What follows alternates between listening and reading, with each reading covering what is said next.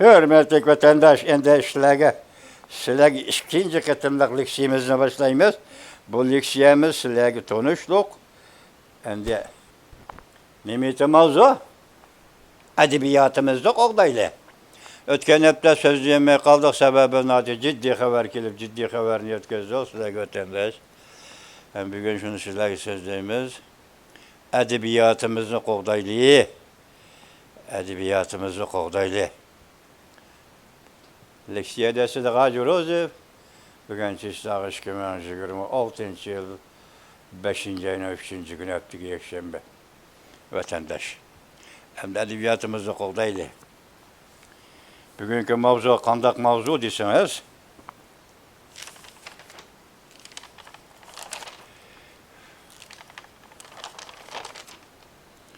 Elke İnciler ayrıganda birincisi edebiyat yüzülü bir pen bolğan iken nezriye seslimesi, icadiyet seslimesi boluduğu tügüdü vatandaş.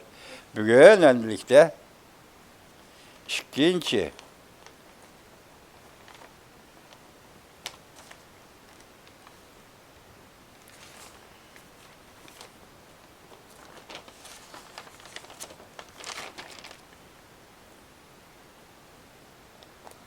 hatta tüzülüp kaldı mı yakında oldu vatandaş. İkinci eserini bahalaştığın ölçümü vatandaşı. Bedi eserlerini bahalaştığın ölçümü.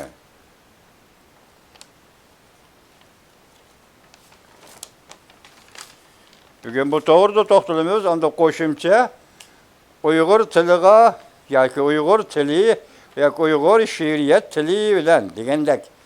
Yaki şiiriyet diliga karşı aldı, şiiriyet tilimizge karşı aldı.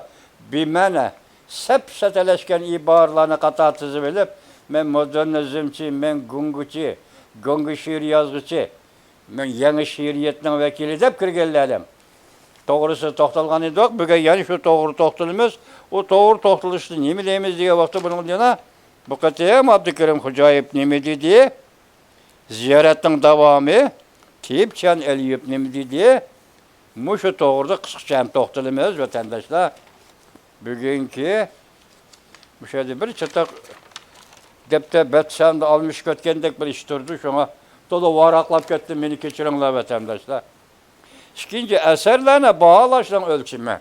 Hazır bir sözlep kilovatımız bu yeni edebi tenkçiler Amerika'da iki eser digidek devamlaşkan edebiyat neziriyesi ile bağlanıp edebi icadiyet emniyet ile bağlanıp gelgen neziriyeyle vatandaş.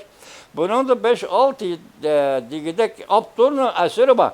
Ulanın bir edebiyatka kandak sözlüğün bosu ikinci birisi mi şundak sözlüğüydü degen kaydı yok. Hazır bir bab ahırlaştı. Yani ikincisi başlığında bizim edebiyat doğru sözlevatkan sözlerimiz birincisi okşumaslığı mümkün. Çünkü bir neziriye ilgisi, bu bir neziriye ilgisi. İki Abdur'un göz karışı oturdu.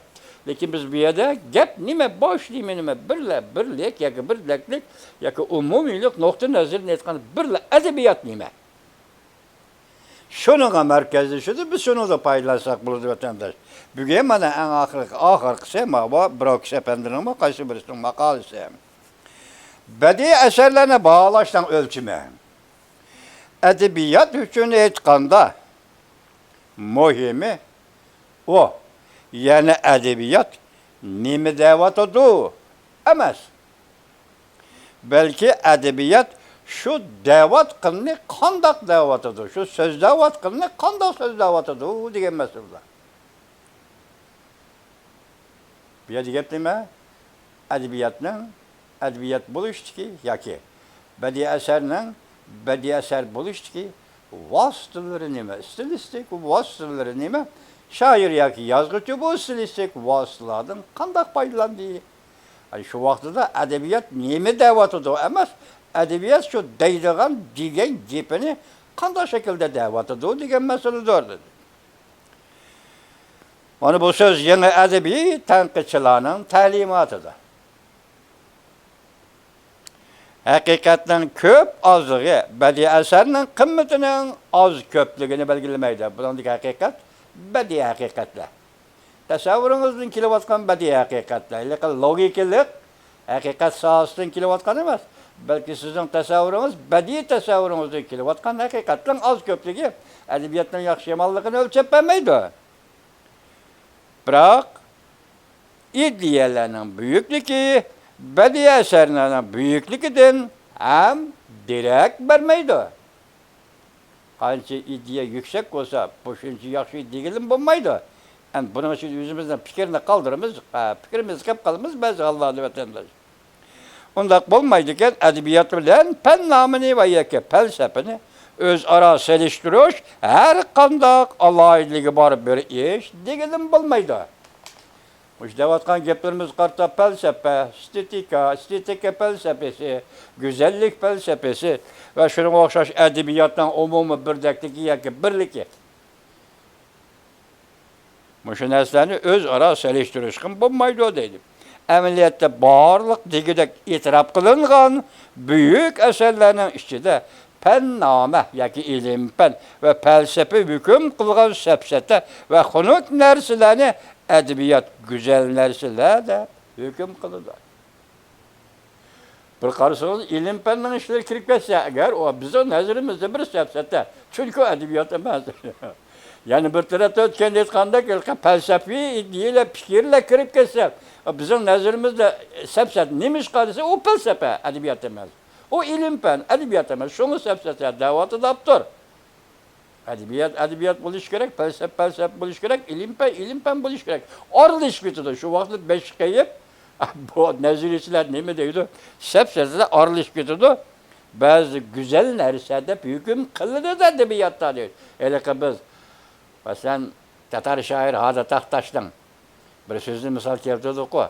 Bu okuğucu süftüde ve nezirici süftüde emez onu maqtadık o vatandaş ne mi dedik? Mesela muhabbet o asli konu nerse lakin her bir yürek onu yeniler. Acayip felsefe vatandaş. Bana maqtadın ben bana. Yani bu ne? Edebiyat neziricileri almaydı.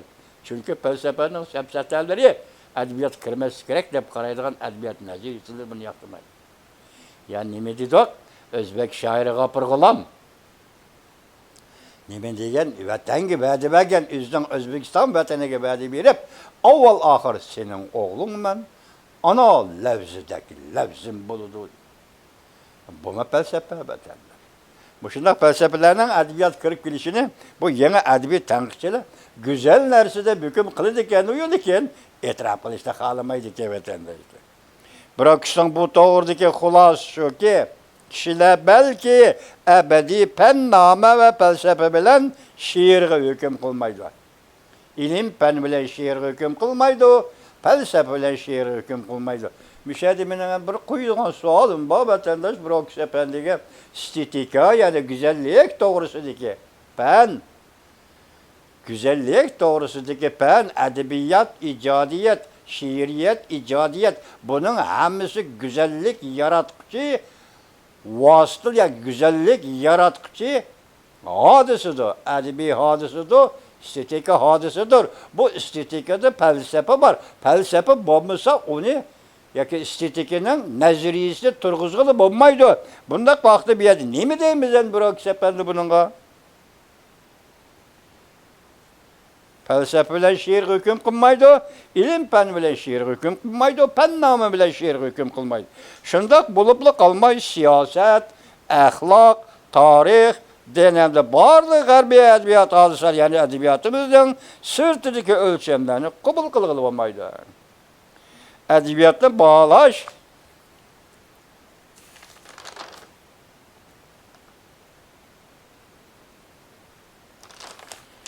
Müşteriler sizler ki söz dep boğan mı, nim boğan mı, bet almış bet kapamam la, eğer söz dep boğan bolsam mı? Edebiyatla sırtındaki ölçemlerini kabul kılgılı olmaydı. Edebiyatla bağlaydığı ölçem edebiyatın yüzünün alaylılığı ve kanuniyetleri öyle bir dek buluşlar. Gerçi yeni edebi tenkitçiler edebiyatın hayati gücü. Onun kurulması da dep işini diken ondakta edebiyatın ölçümü bunu başka yerde bulmaydı. Yeni edebi tenkit neziriyecilerden Amerikalı Richard Mundak deydi. Şiir iki yıl buludu. Birincisi chetga qoqquchi şiirlar. İkincisi, sığdıruvchan şiirlar. Yani qabul qilish kerak. Şiirning o'zidan aytganda qabul qilish karakterli şiirlar. Biri chetga qoqquchi şiirlar, ikkinchisi sığdıruvchan şiirlar.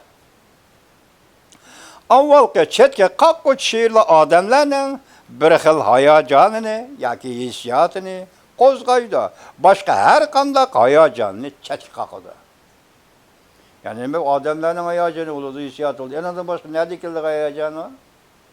Ne dikildik hissiyat oldu? Mesela, chetga qoqquch şiirlar adamların bir xil hayacını qo'zg'aydi. Başka her qanday hayacını chetga qoqadi. Bu qalsi gap. Keyingisi sig'diruvchan şiirlar o'zaro qarama-qarshi ziddiyetlik hayacını qo'zg'atadi. Qarama-qarshilik bo'ldi şiirda vatandaş. Qarama-qarshilik nereden keldi qarasangiz, misralar, kupletlarni ichiga ag'dirib kirdigan bo'lsangiz, bir xil so'zni tanlab oldingiz, bir xil fikrda, ikkinchi xil so'zni tanlab oldingiz, ikkinchi xil fikrda, balki bular selishtirish yoki o'zaro kurash va yoki selishtirma qilingan ahvol ostida ikkinchi bir xil ideyani yaratadi, she'riy fikrni yaratadi desangiz, mushu o'xshash bo'lmagan, mush so'zlamlardagi ideya mazmunlar bu qarama-qarshilik bo'ldi, lekin şiir bunu özüge sığdırdı, sığdırdı. Sığdırmasa o şu şiir, şu adeti şiir bulanmaydı o değil. Naziriyetçi Richard gerçi chetga qoqquchi şiirlarning muayyan kıymetini itiraf kılsı mı? Lekin yana en büyük şiirlarning sığdıruvchan şiir ekanligini itiraf kıldı. Sığdıruvchan şiir ekanligini itiraf kıldı. Mesela şairinin hissiyatı deyimiz taze evcigi çıkkanda biri itilip duruş şeklinde sözlem ibarlarını, şiiri söz ibarlarını misrala kata koyuvatkanda belki bazı halda şu şair çekiniş karakteri de o fikirlerinin bir kısmından vazgeçip yeniden ikinci bir fikrini oturup koyganda yukarı fikir bilen keyinki fikir oturusunda ziddiyet alametleri görülüdü. Lekin sığdıruvchan şiirler bunu çokum öz içine ilişkirek deydi vatandaş. Müştema misal tapamadım, vaktim yetmedi, aldırıp kaldım mesela, getirinler. Anneme deydi, Richard itiraf kıldı chetga qoqquchi şiirlarni. Lekin yani o en büyük şiirlerin sığdıruvchan şiirlar ekanligini itiraf kıldı. Richard'ning nazariylari bir qancha qatim o'zgartishlardan keyin yangi adabiy tanqidchilarning varislik qilishiga erishdi. Ular adabiy asarlarni obyektiv tanqid qilishni ta'kidlaganlikdan, shunlashqa Richard'ning subyektiv hayajon bilan yozilgan nazariyalariga qo'shilmagandi. Ularning qo'lida sig'diruvchanlik zo'qlanguchining hayajoniga munosabatlik emas edi. Chunki zo'qlanguchi şiir o'qiyotgan kishi şiirda qarshi fikrlarni, bir-biriga qarshi fikrlarning qo'yilishini yoqtirmaydi deydi. Biroq biz nima deymiz? Qarama-qarshi fikrlarning şiirda qo'yilishi bir texmi aniq bo'lishi uchun yoki şiir texmi ko'rishgan, yoki texmi hissiyotlik, yoki texmi qoyil qilguchi fikri bilan, şiiri fikri bilan qoyil qilg'ilish. Şiir qatarda yuksakda ko'tarilişi. Bunu bazı zo'qlanuvchilar qabul qilaveradi, lekin qarama-qarshilikni qabul qilmaydi deganda bu. Ama o'zining yo'lidagi şiir, o'zining yo'li bilan yozilgan şiir bo'lar. Hozir bu yerda Richard Efendining ko'z qarashi biri subyektiv hayajonni ta'kidlaydi deydi, lekin şiirga biz obyektiv baho beramiz deydi. Mana mushular o'tirishga talash tortishlar. Qo'shiladi, qo'shilmaydi degan talash tortishlar. Ularning qo'lida sig'diruvchanlik zo'qlanguchining yaxshi munosabat. Sig'diruvchanlik zo'qlanguchining hayajoniga munosabat emas edi ana, boshqalar. Balki şiiri til ve şiiri qurilmishiga oladigan murakkab omillarni ko'rsatdi. Yani sig'diruvchanlik. Murakkab omillar, o detallar. Bu tafsilotlar, o yandan kelib qo'shilib turadigan voqealar, masalan, doston xarakterli asarlarda yanında koşulup durup kildiğin karakterler ve bakala sebebi karakter yaratış için onun yani detal uyu yani başka vas yani stilistik vasların başka bir şekilleri gerek bul bir xil usul yazılanmay dastan degende obraz yaratıdı, karakteri yaratıdı, bir kahramanı buludu, aktif kahramanı buludu, pasif kahramanı buludu. Bu işki oturdu, küreşin özü sığdırıcı şiirlağa toluk kelidi vatandaş. Küreş bulmasa vakalik terakki kılmaydı beni eserim. Meyli prozada, meyli şiirde. Küreş boğadı vakalik terakki kıldıkken bu küreş kılmı kıl. Ya ki o çıkaydıkan işki kıl biri icabi cihetki fikir, şiiri fikir, yani bir selvi cihetki fikir, şiiri fikir. Oturuşundaki küreş belki bir dastanını götürüp çıkır oturur. Şiiri kurulmuş çıkıldığın murakkep amılladın körüstettir. O neziri içine şiir öz işçiğe algan, karma karşı ve tokunuş peyda kılgıcı amıllamı kanç köp bolgan süre kurulma, kanç mürekkep bolgan süre bu şiirin kımmeti şunç zor buldu. Hazır ne mi dedik?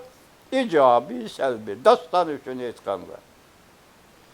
Bu köreş işi de vakayla terakki kılışı. Bir elimizde kanç mürekkep bolsa, bu amilla kanç mürekkep olsa kurulmuş şunç mürekkep buldu. Kurulma şiirinin kurulması, dastanının kurulması kanç mürekkep olsa bu şiirinin kımmeti şunç yok kurulur. Çünkü bu işi ceryanı ifadeleş için talant gerek de vatandaş. Şairinin talantı gerek de. Şairinin talantı şu oturğu şu işini bir taraf kılır. İcabini icabiçi, selbini selbiçi. Selbi köp alladı mağlup oldu. İcabi köp alladı galba kıldı. Bu şairin bedi maksidinin istisizmlik, dünyadaki istisizmlik, yol işideki istisizmlik bir taraflı iş yoludaki tallavağa yolu vatandaş. O sizden aldığınız gelgende dastan, o sizden aldığınız gelgende şiir, o sizden aldığınız gelgende ballada, o sizden aldığınız gelgende sikil, muşunda bob kildi. Tallı bile yüzümüzde ihtiyardı. Başta etipti o. Sığdırıcı şiirler ve çetke kakkucu şiirler. Şair diyor ki zoklanıcıların üzünün ayacını, üzünün hissiyatıdan başka dersi hemen çetki kakıdır. Çetki kakkucu şiirler. Güreş, vakaylık, terakkiyat bunun hemmisini sığdırıcı şiirler, bunun hemmisi yüzü kabul kılıdır. Hodde neziriyçilerde velek ve Avustan katarlıkla etkandık bizden ölçümümüz sığdırıcı şiirlerdir.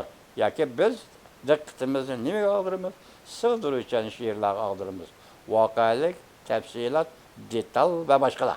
Başka amillarının mürekkep koşuluşundan peyda boğan mürekkep kurulma eserinin kıymetini yukarı götürdü. Tasavvurla birleştirilgen yoki birleştirilgen ham materiallarning köp xilligi ve şiiri kurulmanın zıçlığı bilen şiirinin kıymeti texmi yukarı bulur. O galişinin tasavvurundan kildi. Şairinin tasavvurundan kildi. Xilmi-xillik, detal, köp xillik ve şiiri kurulmasının zıçlığı, mürekkepligi ve şiirinin kıymeti texmi yukarı götürdü. Bunun da yeni edebi tanıktan bir ölçümü mürekkeplik hasıl buldu.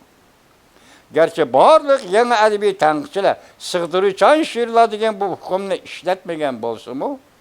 Lekin olanın mucmel, kengaytiş küçü, özü inkar kılış, kinaye, istihare, katarlık atalgıları şiirinin şiiri tilga ve şiiri kurulmanın mürekkepliğine vekillik kılışıdın eytkanda sığdırıcılık bilen bir dekil.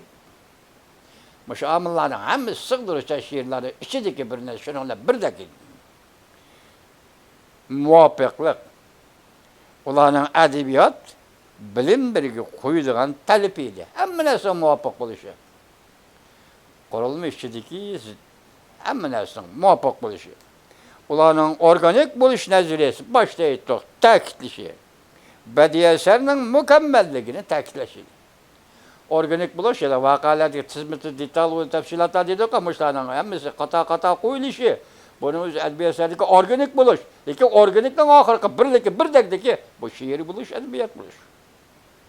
Bu ikisi bir amilden birdeklik, amilden ayrılmaydı. Hemisi birdeklikten ayrılmaydı, bir bütün. Karısınız bir kitap, onu alsanız vakaylık onun içinde Qarasınız bir dastan, onun içinde vakalik. Şu vakaliklerin hemisi, elek biz etiyotkan detaylı yok, tefsilatla katar. Aşırı izlep tapalayımız gerekiyor. Birdeklik bolsa bedi eser muvaffak ve mükemmel bulup hesaplanadi. Birdeklik yeni edebi tanqıçılarının edebiyatga koygan yani bir ölçümü idi başladık ko. Edebi eserini bahalaştı ölçem. Ahir geldik ko birdeklik. Hele tefsilatlardaki ayrımlık yoki ijobiy salbiy o'rtadagi farqlar hammasi chiqib ekanlar birdeklik. Masalan, salbiy obraz, ijobiy obrazni shart qiladi, cho'qim bo'lishi kerak. Ijobiy obraz, salbiy obrazni shart qiladi, cho'qim bo'lishi kerak. Bu yerda ijobiy obraz xunuk nima, go'zallikka vakillik qiladi, uning harakat faoliyati go'zal bo'ladi. Salbiy obraz xunuklikka vakillik qiladi, uning faoliyati xunuk bo'ladi. O'sha oddiylashtirib aytganda shunday bo'ladi. Mushlarning hammasi aytganda adabiyot qo'ygan bir o'lcham, ya'ni nima? Tanqidchilarning, yangi tanqidchilarning adabiyot qo'ygan bir o'lchamidir. Murakkablik bilan birdaklikdan iborat bu ikki turlik o'lchamni qanday qilganda moslashuvchan birdaklikka aylantirg'ildi. Yoki bu ikkisi birdaklik bilan murakkablik. Qanday qilganda ikkisi bir narsaga aylandi. Qanday qilganda bu ikki nuqta bir-biriga badiiy asarlarda moslasha oladi. Yeni edebiyat tanqidchilar tushuntirib mundaq deydi. Edebiyatning birdakligi qarama-qarshilik vaziyat omillarini chetga qaqishdan darak bermaydi. Baş so'zlab keldik. Undaq asarlar chetga qaquvchi asarlardirki, sig'diruvchan asarlar bo'lib hisoblanmaydi. Edebiyatning birdakligi faqat edebiyatning murakkabligi ustiga qurilgan bo'ladi. Başta aytdik, voqealardagi ikki xillik. O o'xshash bo'lmagan shaylar bilan o'xshash shaylarni birlashtiradi. O'xshash bo'lmagan shaylarni o'xshash bir shaklda birlashtiradi. Ve o'xshash bo'lmagan shaylar deb nima aytaylar? Oddiylashtirib, ijobiy shaylar va salbiy shaylar deydi. Badiiy asar murakkab birlik kelganda gavdi yoki birlik kelgan murakkab gavdadir. Adabiy asar murakkab birlik kelgan gavda yoki birlikka kelgan murakkab gavdadir. Edebiyat alayda bo'lgandak, uning birdakligi alaydadir. Şuna edebiyat, şuna büyüklük deydi. Birdakligidir. Edebiyatning birdakligi mantiqiy ravishda bo'lmaydi. Mantiqiy ziddiyatli qarama-qarshi taraflarni birlikka keltirmaydi. Mantiqa ziddiyatli qarama-qarshi taraflarni birlikka keltirmaydi. Shuna edebiyatning bu yerdagi birdakligi mantiqiy bu. Hele biz aqli xulosa, logikalı xulosa degan nuqtadan emas. Bo'lmaydi. Edebiyat mantiqaga qarshi turadi. To'g'ri, aql yoki abstrakt hukm va xulosa degandek narsaga qarshi turadi. Uning birdakligi tasavvur bilan bo'ladi. Tasavvur hammasi adabiyotdan hammasi tasavvurning mas'uli. Tasavvurning birdakligi deb nimaga aytamiz? Biroq mundaq deydi nazariyachi biroq. Badiiy asarning birdakligi bu pozitsiyadir. Mana bu nuqta asosiy nuqta bo'ladi. Badiiy asarning birdakligi biz boshlaymiz deganda badiiy asarning hayotga tutgan pozitsiyasi nima? Badiiy asarning turmush qaratgan pozitsiyasi nima? Badiiy asarning zo'qlang'uchi, bahirlanguchi, kitob xallo qaratgan pozitsiyasi nima? Mushlarning hammasi bu yerda Brokiston nazariyasi nima deydi? Bunda esa bu asarning birdakligi bu pozitsiyadir. Badiiy asardagi birdaklik, bir butunlik bu pozitsiyadir. Badiiy asar xilma-xil pozitsiyani ifodalaydi. Bu pozitsiyalar umumiy pozitsiya tarifidan belgilanadi. Bir davrda bir adabiyotning umumiy yuzlanishi nima? Bir davrda bir adabiyotning ijodiy faoliyat yuzlanishi nima? Adabiy hodisalardagi o'zgarishning yuzlanishi nima? Masalan, an'ana o'rtasidagi va hozirgi reallik o'rtasidagi munosabatlar nima degan ko'p taraflarga ketib o'tganlar bu. Nima? Buning misli hozir Brokis pozitsiya deb, adabiyotning pozitsiyasi deb. Mesela Uygur edebiyatını alsak 20. asırın 60. yıllardaki Uygur edebiyatının pozisyonu bile 20. asırın 90. 80. yıllardaki Uygur edebiyatının pozisyonu böyle qarğılı olmaydı o vatandaş. Cemiyetki tutkan, zoqlangıça qaratkan pozisyonu böyle düşüngülü olmaydı o vatandaş. Yani şuna aytganda edebiyatın bəhr alğıçılarının estetik terbiye seviyesi, terbiyelengen ve yaki özü terbiyelep yetiştirgen estetik seviyesi qançılık. Güzellik doğrusundaki tonuşu, düşüncesi qançılık. O qançılık bolsa edebi eserlerde şunçılık bəhr alıdı. O qança tüven bolsa, bunaqa bilinmligil bolmaydı o vatandaş. Şuna edebiyatın pozisyonu hem zoqlangıçlarının edebi eserlerini qabul qilishi tarafından belgilenir. Yaki şununla maslaşkan buludu ve yaki şununla eş olqıp düşken buludu. Zoqlangıçlar onun yetişi bilişki keyinden erişki doğru kelidi. Yaki onlar yallaqışı, muqimlaştırış doğru kelidi. Şun bu pozisyon meselesi 20. asırın 60. yıllarda Uygur edebiyatının aldı koyulgan mesele baş tematiki diye tezlektiriş. Bu vaxtki edebiyatın tezekçiler edebiyatı isim buldu. Gonçendan siyasetini mecburlap tanıvatkandı bu edebiyat kandan mevcut bulup durdu vatandaş. 80. yıllar kelgende cemiyeti sel azada koyuvetti. Bu vaxtda edebiyattan canlanışı o başka oldu. Şuna 60. yıllardaki 20. asırının 80. yıllardaki 20. asırının oturuşundaki fark, cemiyetteki fark tüpeyle edebiyattan pozisyonunda fark peyda bulup geldiydi.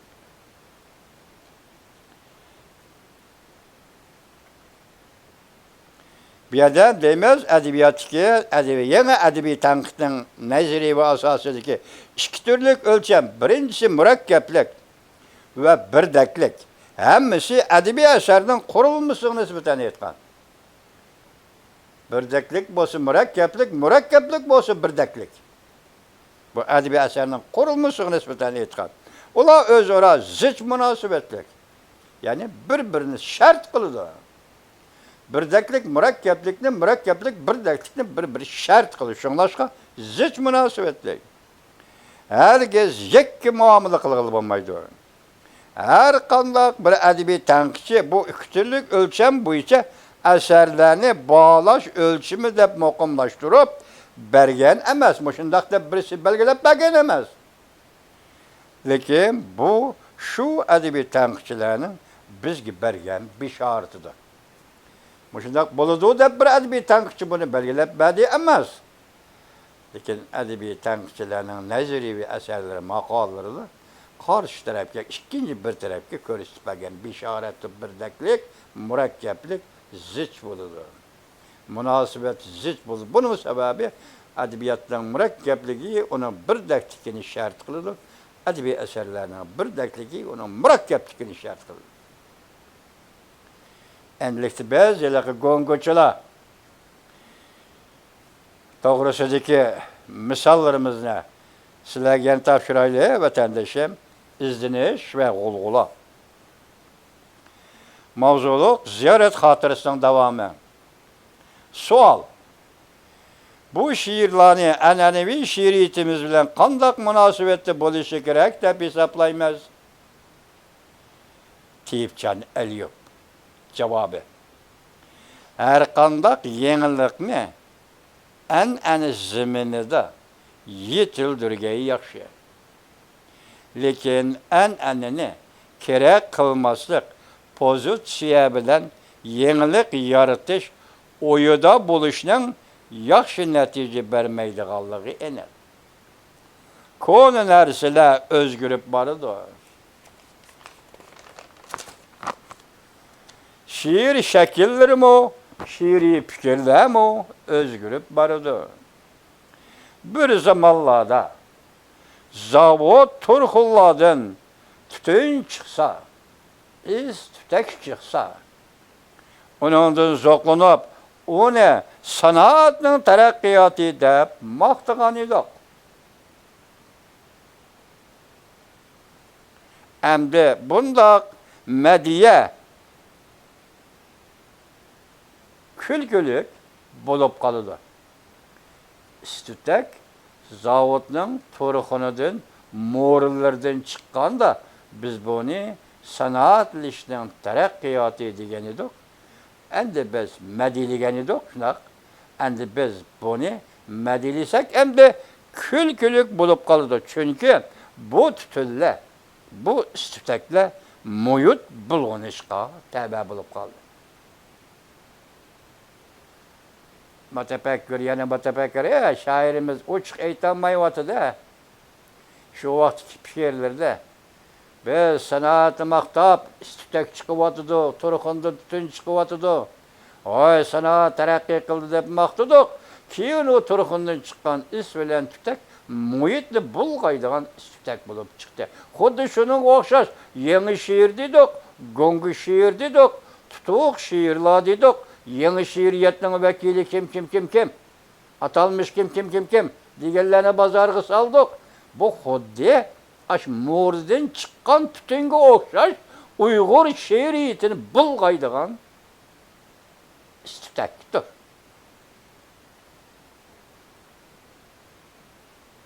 Deyipcha Aliyevning shu vaqt demakchi bo'lgan so'zi bo'lamış. Ochiq aytmaydi. Chunki u jamoatning fikri o'tirib turayotgan ishda. An'anaviy she'rlarni butunlay inkor qilib o'tib, hamma ishni bugundan boshlaymiz deydigan davronning yaxshi natija berishiga ishonmayman. Nimani boshlaysan? An'anani, she'rni, she'riyat shakllarini tashlab o'tib, nimani qanday boshlaysan? Gülüşken beşimga sanchilgan taqdir deb boshlamsa, qanday boshlaysa? Yoki qenimga elmisoq bo'lgan edijam, ya beshi yo'q, ya ayg'i yo'q, hatto Tiyipchan Aliyev aytgan is tutaklarimi yo'q, hech nimasi yo'q. Quruq bir narsadan tuzilgan misrani she'r deb xalqning oldiga topshiramsa, nima? Qanday boshqursan, qanday boshlaysan? An'anni cho'rib o'tib, yangi narsa qanday boshlaysan, mushuma? She'riyatga, Uyg'ur adabiyoti soxtipazlik bilan muomala qilish. Beshimga gul ishgan, beshimga sanchilgan taqdir. Qenimga almisoq bo'lgan ediji. She'rma. San'at yangi narsalarni qabul qilishga millatning psixikasi, odati, estetik ölçemleri muhim rol oynaydı. Estetik ölçemde özgürlük oldu mu? Milletin psixikasi taraqqiyot özgürlük oldu mu? Yeni narsalarni qabul qilish qanday qaraydi? Qabul qilamdi, rad qilamdi. Mush narsani hamma sig'ib kelsam, anda an'anani inkor qilaman va yoki an'ana to'g'risi bunday so'zlayman degan gapni qilsang bo'ldi. Bomba sening qalaymagan joyingga huquq yo'q deydi. Tiyipcha Aliyev. Hem de Abdülkerim Hocayev nima deydi? Men yosh bilimga tashna. Nevqiron vaqtimda zamon kesal edi. Lekin bugun zamon saqayganda men kesal bo'ldim. Tushundingiz buning ma'nosini? Almashtirib tushsangiz bo'ldi. Almashtirib tushsangiz bo'ldi. Şu vaqtda men bilimga tashlagan vaqtimiz zaman kesal edi. Hozirmi zaman kesal? Biz bu zamanda yaşaydigan odamlar emas, chunki biz Uyg'ur. Demek yoshlarımızdan taxlit yo'lida mangmay, karvay yo'lida mengishini, davrni qadrlab, fursatni g'animat bilib, tirishib o'g'irishni, vaqt o'tganda bizdek pushaymon qiladigan bo'lib qolmay, izlenip öz borçunu tanışını ve bu borçunu ada qilishni umid qilaman. Tarixim 1988 sondan ilin. Tiyipcha Aliyev nima deb istitak she'riyatga kelayotgan, qo'layotgan istitak sening gongi she'rlaring. Abdülkerim Hocayev nima deydi? Zaman kesel çağda men yaşadım. Men yaşadı zaman kesel oldu. Zaman yaxşı olganda men kesel oldum. Seliştirim, özele seliştirim arkalık senin şiiringa naki yoşurun aldı baha biri vatı da. Ben ötkenliğim dedim, hiç kim na güngüçüla, ne ki yoşurun işbadılıgıçıla, ya ki şiirinin mezmununu tutuk işbadılıgıçıla, hazırlıkça. Ben bilmeymen, 30 yıldan burun kadibiyattan imikelliken bilmeymen, belki hazır. Torbetleri çıkıvatkan, andımız çıkıvatkan şiirlerini görüp devatımın kalır. Toğuşluq şiirini bir kuplet, ya iki kuplet orta kuyalığını yok vatandaş. Yani şu beş kademle, Abdülkerim Hocayip, Abdülrahim Ötkür, Tiyipcan Eliyop, yana başka şairlerimiz. Şu şiirlerini yazdı. Mesela Rozu Said, dihan bu muhtaçken. Abdülrahim Ötkür, men Akbayrak emez. Tiyipcan Eliyop, ana şundak yerge gitipsiz, ana desem he demeydiğen. Abdülkerim Hocayip, işte heykel. Bunlar neler gonguçular yazıp hakkını yok vatandaş öyle. Bunu gonguçular öyle ki yanı şiiriyetçiler yazıp hakkını yok. Yanı şiiriyetçilerimizin yazgın öyle ki. Gülüken başıma sançılığın diken.